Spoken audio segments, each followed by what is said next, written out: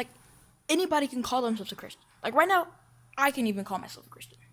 I can straight up say, guess what? I'm a Christian. Yeah. Anybody can say that. But the real reason how we differ between people and Christians is this. When you see a Christian, you know that they're a Christian because they represent God in almost everything they do. They follow Jesus' example, they're kind, they're nice, but they're not only that, because anybody can be kind or nice, but they're really not a Christian. Like be a really cool, kind guy. He could be, like, you drop your papers in the hall and he just picks them up for you.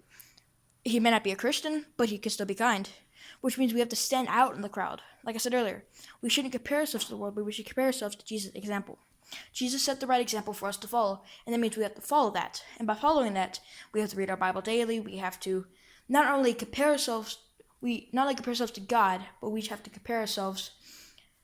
We should not compare ourselves to the world. The world can set a really bad example. Yes, I know there's things in the world that fascinated us. There's nothing wrong with that. It just means that we should not put those first. We should put God first in everything we do. It's like at school.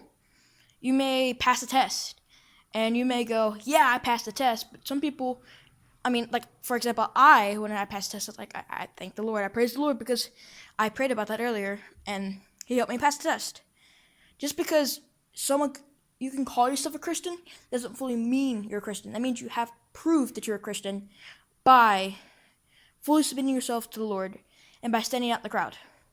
Like, people should be able just to walk by you and know that you're a Christian. Like, there could be, let's say there's a crowd of people, and they're all rushing to the Apple store to get a new phone. And you can honestly say, quote from the Bible, say, well, you should be happy with what you have. Be thankful for what you have.